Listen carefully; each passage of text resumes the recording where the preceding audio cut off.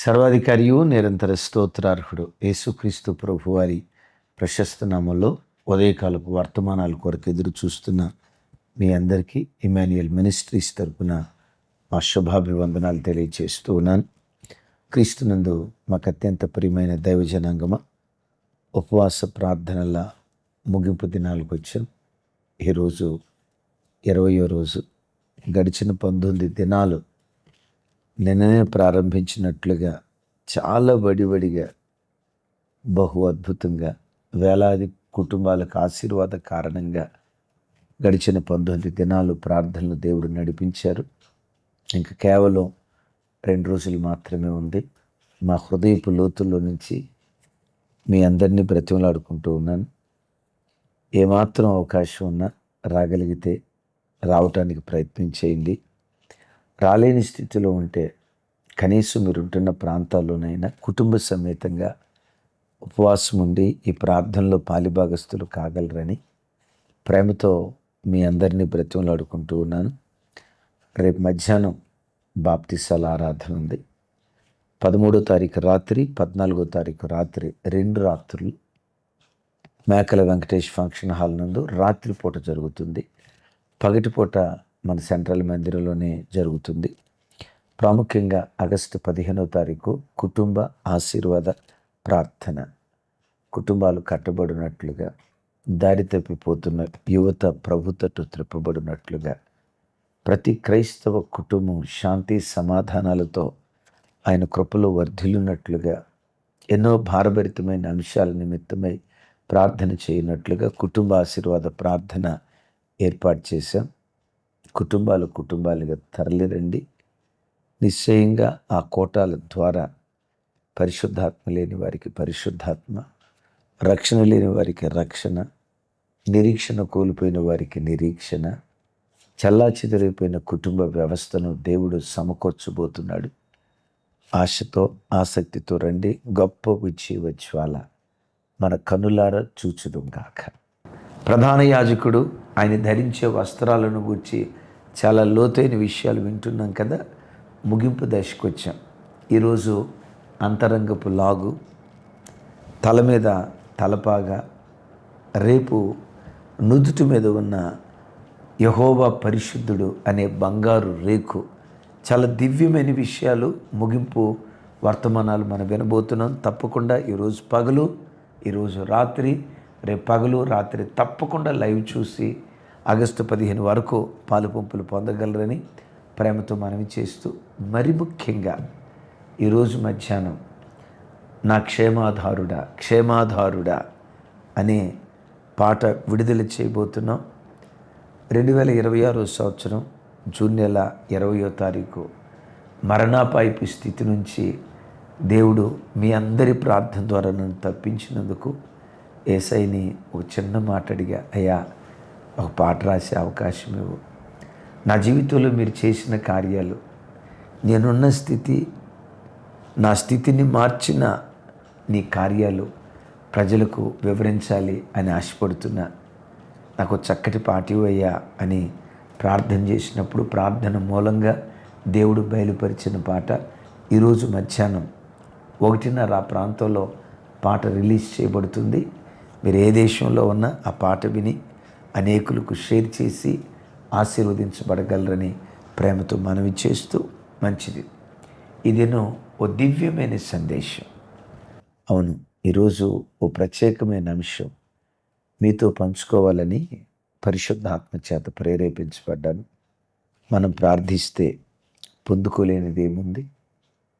ఉపవసించి ప్రార్థన చేస్తే దైవ చిత్తానుసారమైన ప్రతి విషయంలో దేవుడు మనకు ప్రతిఫలం తప్పకుండా ఇస్తాడు. ఓ మాట పరిశుద్ధ గ్రంథంలో నుంచి మీకు జ్ఞాపకం చేస్తాను. చూడండి, ఎజ్రా గ్రంథం 8వ అధ్యాయం 23వ వచనం. మేము ఉపవాసం ఉండి ఆ సంగతిని బట్టి మా దేవునిని వేడుకొనగా ఆయన మా మనవిని అంగీకరించెను. విన్నారా? మేము ఉపవాసం ఉండి ఆ సంగతిని బట్టి మా దేవునిని వేడుకొనగా ఆయన మా మనవిని అంగీకరించెను. మేము ఉపవాసం ఉండగా అంటే ఎజ్రా ఒక్కడే లేడు ఉపవాసం, మేము అంటున్నాడు. అవును, పై వచనాల్లో చూస్తే మాదీయ పారసిక రాజ్యంలో ఉన్న యూదులందరికీ ప్రకటన చేశాడు. అహావ నది యొద్ద రండి ఉపవాసం ఉందాం, రండి ప్రార్థించేద్దాం, ఉపవాసం ఉండి దేవుని సన్నిధిలో మొరపెడదాం రండి అని ఆహ్వానాన్ని పంపిస్తే అద్భుతం. యూదులంతా అహావ నది దగ్గరకు వచ్చి ఉపవాసం ఉండి ప్రార్థన చేస్తూ ఉన్నారు. అందుకని మేము ఉపవాసం ఉండి, అవును కదా, యెహోషాపాతు ఉపవాస ప్రార్థన ప్రకటించినప్పుడు పురుషులు మొదలుకొని, స్త్రీలు మొదలుకొని, యవనులు మొదలుకొని, పిల్లలు మొదలుకొని, చివరికి పసికందులతో సహా నినివే పట్టణ ప్రజలు ఉపవాసం ఉండినట్లుగా లేఖనాల్లో చూస్తూ ఉన్నాం కదా. తమ్ముడు, చెల్లి, ఉపవాసం నీకొక్కదానికే కాదు, ఉపవాసం నీకొక్కడికే కాదు. బైబిల్లో మనం చూస్తే ఓ ప్రత్యేకమైన ప్రార్థనలప్పుడు యావత్ దేశం, యావత్తు కుటుంబాలు ఉపవసించి ప్రార్థించినట్లుగా లేఖనాల్లో చూస్తూ ఉన్నాం.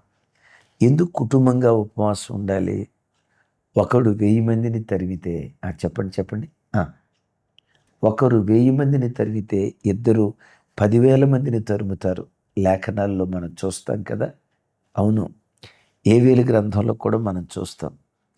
ఉపవాస ప్రార్థన దినాన్ని ప్రతిష్ఠించి ప్రజలకు తెలియచేసినప్పుడు అంటాడు, పెద్దలను పిలువనంపుడి, స్త్రీలను పిలువనంపుడి, పిల్లలను పిలువనంపుడి, అందరినీ పిలువనంపుడి అని చెప్పి ఇంకొక మాట అంటాడు. పెళ్లిపేటల మీద కూర్చోబోయే పెళ్లి కుమారుడు, పెళ్లి కుమార్తె ఆ పెళ్లి కార్యక్రమాన్ని ఆపి ఉపవాస ప్రార్థనకు రండి అంటాడు. ఎక్కడ? ఏవేలు గ్రంథం. యాజకులారా రండి.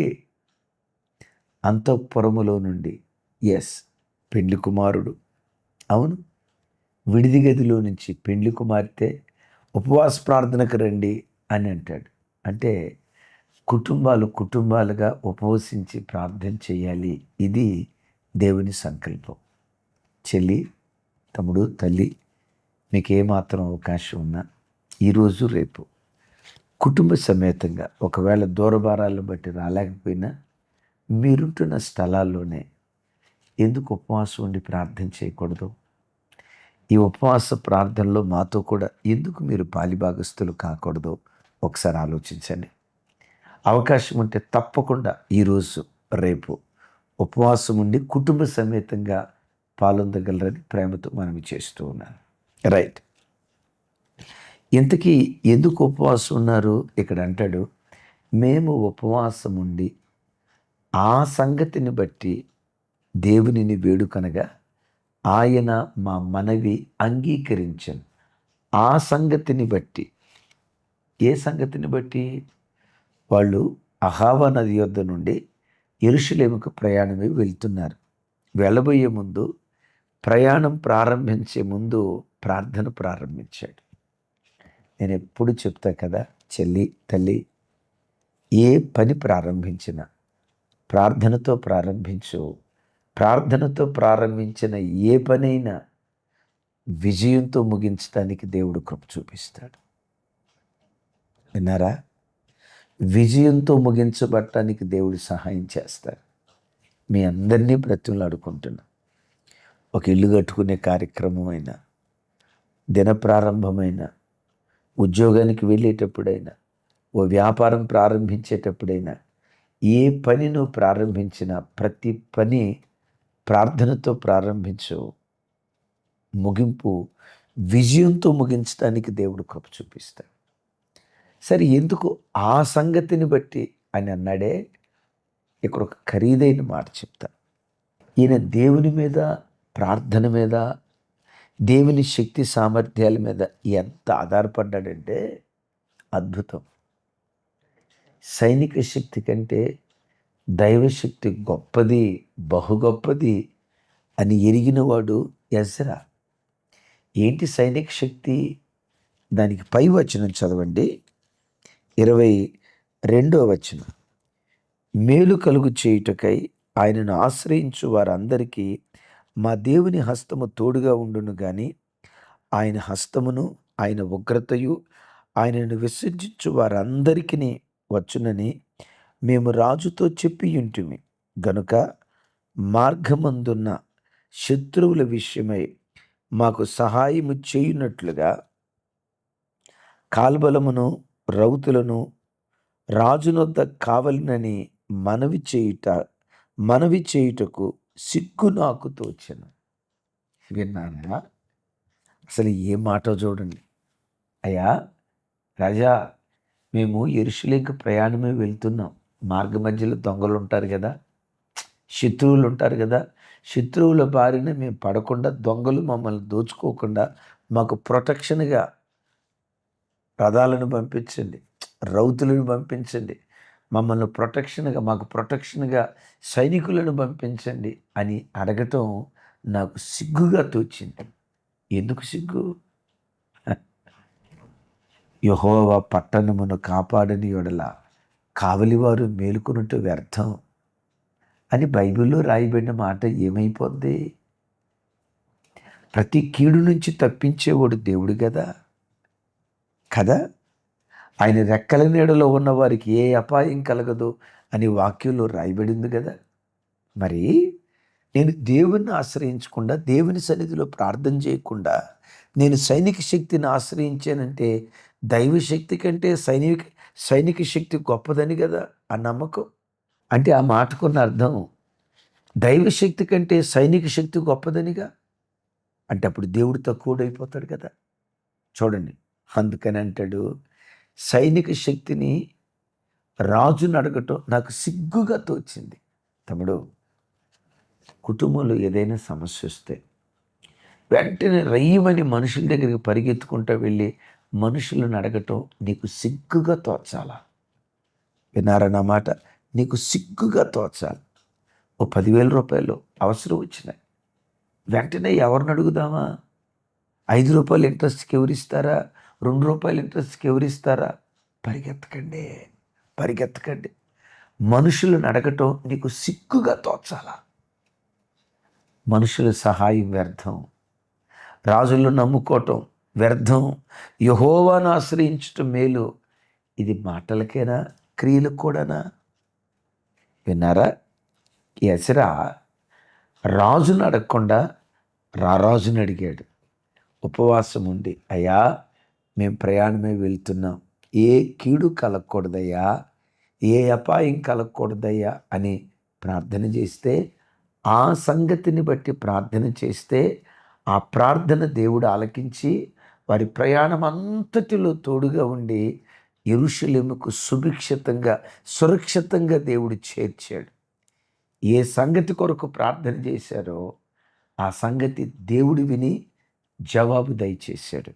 అమ్మా, అయ్యా, ఉపవాసం ఉండి ఏ సంగతి నిమిత్తం ప్రార్థన చేస్తావో నిశ్చయంగా నీ ప్రార్థన దేవుడు ఆలకిస్తాడు. ఆ మాట చూడండి ఇంకొకసారి. ఆ సంగతిని బట్టి అనండి. ఏ సంగతి? ప్రయాణంలో కాపుదల కావాలయ్యా. చూడండి ఒకసారి 23. ఆ సంగతిని బట్టి మా దేవునిని వేడుకొనగా. నమ్ముతారా ఈ మాట? నువ్వు ఏ సంగతి నిమిత్తమైతే ఉపవాసం ఉండి దేవుని సన్నిధిలో ప్రార్థిస్తావో ఆ సంగతి విషయమై నిశ్చయంగా దేవుడు నీకు జవాబు దయచేస్తాడు. హన్నమ్మ ఆ సంగతి విషయమై ప్రార్థించింది. ఏ సంగతి? సంతానం లేదయ్యా, అందరు ఇలా అంటున్నారయ్యా, నా కొడుకునిస్తే ఆ కొడుకుని నీకే ఇస్తానయ్యా. విన్నారా? ఆ సంగతి ఏంటి? సంతానలేమి అనే సంగతి గురించి దేవుని సన్నిధిలో ప్రార్థించింది. ఆ తల్లి ఆ మందిరానికి వచ్చేటప్పుడు నా జీవితంలో అద్భుతం జరిగింది, నా జీవితంలో అద్భుతం జరిగింది, మా జీవితంలో అద్భుతం జరిగిందని ఎంతోమంది సాక్ష్యాలు చెప్తున్నారు. అన్నమ్మ, ఇలాంటి సాక్ష్యం చెప్పే సమయం నాకు ఎప్పుడు వస్తుంది? నా బ్రతికింతేనా అన్నట్లుగా అన్నమ్మ తల్లి అనుకుందేమో. కానీ అద్భుతం తెలుసా? ఒక సమయం వచ్చింది, ఆ సంగతిని బట్టి అన్నమ్మ తల్లి చేసిన ప్రార్థన దేవుడు ఆలకించి ఆ తల్లి గర్భాన్ని తెరిచి అతి శ్రేష్టమైన కుమారుణ్ణి ఆ తల్లికి దేవుడిచ్చారు. ఈ వాక్యం వింటున్న చెల్లి గర్భం మూయబడిందా? ఉద్యోగ ద్వారం మూయబడిందా? వ్యాపార ద్వారాలు మూయబడ్డాయా? ఆర్థిక ద్వారాలు మూయబడ్డాయా? యేసు నామం పేరిట మూయబడిన ప్రతి ద్వారం నా దేవుడు తెరుచునుగాక. నేనటి దినం మీరు వినుంటారు. ఓ కుటుంబం వివాహమై 13 సంవత్సరాలు అవుతుంది. 13 సంవత్సరాల తర్వాత ఆ బిడ్డ గర్భాన్ని తెరిచి ట్విన్స్ కవల పిల్లల్ని ఇచ్చాడు దేవుడు. మర్చిపోడు ఆయన, మర్చిపోడు. నీ జీవితంలో ఏ ద్వారం మూయబడిందో, మూయబడిన ప్రతి ద్వారం తెరవగలిగింది ఉపవాస ప్రార్థన. అవును, ఆ సంగతిని బట్టి మేము దేవునిని వేడుకొనగా, హిజ్కియా అనారోగ్యాన్ని గురించి వేడుకున్నాడు. మరణకరమైన వ్యాధి అయ్యా, రేపు మాపు చనిపోతారని చావు కపురు యెషయా ప్రవక్తకి చల్లగా చెప్పాడయ్యా. బ్రతికించవా? ఆయుష్ను పోయేవా? మరణమును తప్పించుట యెహోవా వశం, మా పితరులు మిమ్మల్ని గూర్చి పాడారు కదా. అవును, జీవమరణాలు నీ చేతిలో ఉన్నాయి అని వాక్యం సెలవిస్తుంది కదా. అయ్యా, ఆయుష్ పోయేవా? ఆయుష్తో పాటు ఆరోగ్యం కూడా ఇవా? హిజ్కియా ఏ సంగతిని బట్టి ప్రార్థించాడో ఆ ప్రార్థన దేవుడు ఆలకించి హిజ్కియాకి ఆయుష్ను దేవుడు పోయలేదా? చెల్లి, తల్లి, తమ్ముడు, ఇంట్లో అనారోగ్య సమస్యల, కష్టార్జితం అంతా హాస్పిటల్కి దారపోయబడుతుందా? సిలి సంచులు వేసుకున్న డబ్బులాగా కష్టార్జితం అంతా మిగిలిపోతుందా? కష్టార్జితం అంతా సిలి సంచులు వేసుకున్న డబ్బులాగా అయిపోతుందా? నా చేతులెత్తి నేను దీవిస్తున్నాను. ప్రార్థించు. అవకాశం ఉంటే ఉపవసించి ప్రార్థించు. నీ కష్టార్జితం హాస్పిటల్ పాలు కాకుండా, వడ్డీ వ్యాపారస్తులు అనుభవించకుండా చక్కటి ఆరోగ్యాన్ని కృపగల దేవుడు నీకు అనుగ్రహించునుగాక. హిజ్కియాని దేవుడు బాగు చేశాడే లేదా? హిజ్కియా దేవుడే నీ దేవుడు కదా. ఆయన చిత్తమైతే నీకు సంపూర్ణమైన స్వస్థత దయగల దేవుడు అనుగ్రహించునుగాక. ఇలా ఎంతోమంది ఆ సంగతిని బట్టి వాళ్ళు వేడుకొనగా, అవును, మోషే సినాయి పర్వతం మీద, అయ్యా ఈ ఇజ్రాయేలు ప్రజలను క్షమించండి, క్షమాపణ కొరకు అడిగాడుగా. ఇజ్రాయేలును దేవుడు క్షమించలేదా? క్షమించాడుగా. దేవుని కోపం ఇజ్రాయేలు ప్రజల మీదకి రాకుండా మోషే అడ్డుపడ్డాడు అని లేఖనాల్లో చూస్తాంగా. నీ పిల్లల మీద దేవుని కోపం మండుతుందా? నీ ఇంటి యజమానుడి మీద దేవుని కోపం మండుతుందా? అవును, దేవుని కోపానికి ప్రజలకు మధ్యలో మోషేలాగా నువ్వు నిలవబడితే నీ ప్రార్థన దేవుని కోపాన్ని చల్లారుస్తుంది. ఆ సంగతిని బట్టి దైవ చిత్తానుసారంగా ఏ సంగతి నిమిత్తం ప్రార్థన చేసినా ఈ దేవుడు ప్రార్థనలు ఆలకించేవాడు. అంతేనా? అడుగు వాటికంటే, ఊహించు వాటికంటే అత్యధికంగా కార్యాలు చేసే దేవుడు. బైబిల్లో భక్తుడు ఏలియా గారి గురించి యాకోబు భక్తుడు ఒక అద్భుతమైన మాట అంటాడు. చూడండి ఆ మాట, యాకోబు పత్రిక 5వ అధ్యాయం 16వ వచనం, 17, 18 వచనాలు. 16వ వచనం చివరి భాగం నేను చదువుతాను. నీతిమంతుని విజ్ఞాపన మనఃపూర్వకమైనదై బహుబలమగలదై ఉండును. ఏలియా మన వంటి స్వభావము గల మనుష్యుడే. వర్షింపకుండునట్లు ఆసక్తితో ప్రార్థన చేయగా 3.5 సంవత్సరములు భూమి మీద వర్షింపలేదు. అతడు మరలా ప్రార్థన చేయగా ఆకాశము వర్షించెను, భూమి తన ఫలమిచ్చెను. నీతిమంతుని విజ్ఞాపన బహుబలము గలదై. తమ్ముడు, చెల్లి, యేసుక్రీస్తు రక్తంతో కడగబడిన నీవు ఆయన రక్తం ద్వారా నీతిమంతుడివి, నీతిమంతురాలివి. ఏవైనా చిన్న చిన్న లోపాలుంటే ఇప్పుడే ఒప్పుకో, ఇప్పుడే వదిలిపెట్టే. ప్రభా, ప్రార్థన చేస్తానని దేవుని దగ్గర తీర్మానం చేసుకో. నీతిమంతుని ప్రార్థన మనఃపూర్వకమైనదై. ఎలా ప్రార్థించాలి? మనఃపూర్వకంగా ప్రార్థించాలి. గుండె లోతులో నుంచి ప్రార్థించాలి. హృదయపు లోతులో నుంచి మనఃపూర్వకంగా ఏలియా ప్రార్థించాడు. అద్భుతం. ఆకాశం మూయబడును గాక. మూయబడింది. 3.5 సంవత్సరాలు తుంపర కూడా పడల. అద్భుతం. 3.5 సంవత్సరాల తర్వాత ఆకాశం తెరవబడును గాక అన్నాడు. సమృద్ధి అయిన వర్షం కురిసింది.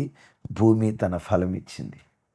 ఆ సంగతిని బట్టి, ఇంకోసారి అనండి, ఆ సంగతిని బట్టి ఎజ్రా ప్రయాణపు సంగతి గురించి ప్రార్థించాడు. హన్నమ్మ తన సంతానం కొరకు ప్రార్థించింది. ఎస్, దైవజనుడైన మోషే క్షమాపణ కొరకు ప్రార్థించాడు. హిజ్కియా స్వస్థత కొరకు ప్రార్థించాడు. పొందుకున్నారా లేదా? ఏలియా దేని కొరకు ప్రార్థించాడు? ఆకాశం తెరవబడాలి. తెరవబడింది. దానికి ముందు మూయబడాలన్నాడు. మూయబడింది. మీకు తెలుసా, ఎక్కడ 2-3 కూడి దేవుని నామం పేరిట ఏది బంధిస్తారో పరలోకంలో అది బంధించబడుతుంది. సంఘం ఏది విప్పుతుందో పరలోకంలో అది విప్పబడుతుంది. తమ్ముడు, చెల్లి, మరలా చెప్తున్నాను, పిల్లల వివాహ ద్వారాలు మూయబడ్డాయా? ఈ ఉపవాస ప్రార్థన ద్వారా దేవుడు తెరవబోతున్నాడు. ఉద్యోగ ద్వారాలు మూయబడ్డాయా? మూయబడిన ఆ ద్వారాలు ఈ ఉపవాస ప్రార్థనల ద్వారా దేవుడు తెరవబోతూ ఉన్నాడు. ఓ చక్కటి ఇల్లు కొనుక్కుందాం అనుకున్నావు, సడన్గా ద్వారాలు మూయబడ్డాయా? ఏ విషయంలో నీకు ద్వారాలు మూయబడ్డాయో నాకు తెలియదు. యేసు నామం పేరిట ఈ ప్రార్థనల ద్వారా దేవుడు నిశ్చయంగా ద్వారాలు తెరుస్తాడు. దేవుడు ఎలా ద్వారాలు, ఎంత ద్వారం తెరుస్తాడో తెలుసా? యెరికో పట్టణంలోనికి ఇజ్రాయేలీలు వెళ్ళకూడదని యెరికో పట్టణస్థులు తలుపులు వేసారట. వాళ్ళు తలుపులు వేస్తే దేవుడు ప్రాకారాలు పడగొట్టాడు. తలుపులు ఎంత ఉంటాయి? 20 అడుగులు వెడల్పు ఉంటాయి, మహా ఉంటే. లేదు 30 అడుగులు వెడల్పు ఉంటుంది. ప్రాకారం 4 కిలోమీటర్ల పైగా. అరే, 30 అడుగులు వెడల్పు ఎక్కడ, 4 కిలోమీటర్లు ఎక్కడ? ఆఫ్టర్ ఆల్ తలుపులు మూసేస్తే ఈ దేవుడు ప్రాకారాలు తెలిసాడు. నీ జీవితంలో కూడా నువ్వు చిన్న అవకాశాన్ని కోల్పోతే అంతకంటే శ్రేష్టమైన అవకాశాన్ని దేవుడు నీ ఒడిలో వేస్తాడు. ఆ సంగతిని బట్టి వారు యెహోవాను వేడుకున్నారు. వారి ప్రార్థన ఆలకించాడు. ఈ ఉపవాస ప్రార్థన దినాలు రేపటితో అయిపోతాయి. మీరు కూడా ప్రతిష్ఠించుకోండి. ఏ సంగతి నిమిత్తమై ప్రార్థిస్తారో ఆ సంగతి విషయమై నిశ్చయంగా దేవుడు ప్రతిఫలం ఇచ్చునుగాక. ఎజ్రా అన్న మాటే మీ నోట రాగల దినాల్లో ఉంచునుగాక. చిన్న ప్రార్థన చేస్తానే. సర్వశక్తి గల తండ్రి, సకలాశీర్వాదాలకు కారణభూతుడా, మీ సన్నిధిలో వేడుకుంటున్నాను. ఈ వర్తమానం మా హృదయ క్షేత్రంలో 100 ఫలించునుగాక. నీ బిడ్డల జీవితాల్లో ఏ ద్వారాలు మూయబడ్డాయో మూయబడిన ద్వారాలు యేసు నామములో తెరవబడునుగాక. తెరవబడునుగాక. తెరవబడునుగాక. నిశ్చయంగా మా ప్రార్థన ద్వారా ఈ కుటుంబాలలో దేవా, ఇదిగో ఈ ప్రార్థనలో పాలిభాగస్తులైన ప్రతి బిడ్డ జీవితంలో ఈ 2 దినాలు ఉపవాసం ఉండటానికి ప్రతిష్ఠించుకునే కృపద ఇచ్చే. మూయబడిన గర్భాలు తెరవబడునుగాక. మూయబడిన ఉద్యోగ ద్వారాలు తెరవబడునుగాక. పిల్లల వివాహ విషయాల్లో అద్భుతాలు చేయుదురుగాక. ఆత్మీయులుగా బలమైన ప్రార్థన పరులుగా ఒక్కొక్క బిడ్డ మీ సన్నిధిలో తీర్చిదిద్దబడినట్లుగా ప్రతి ఇంటి మీద ప్రార్థనాత్మ కుమ్మరించుదురుగాక. చేతులెత్తి నీ ప్రజలను దీవిస్తూ ఉన్నాను. సమస్త ఘనతలు మీకే ఆరోపిస్తూ యేసు నామములో పొంది ఉన్నాను తండ్రి. తండ్రి అయిన దేవుని ప్రేమ, కుమారుడైన యేసుక్రీస్తు వారి దివ్యకృప, పరిశుద్ధాత్మ దేవుని సహవాసం మనకు సకల పరిశుద్ధులకు సదా తోడయుండి నడిపించునుగాక. ఆమేన్, ఆమేన్,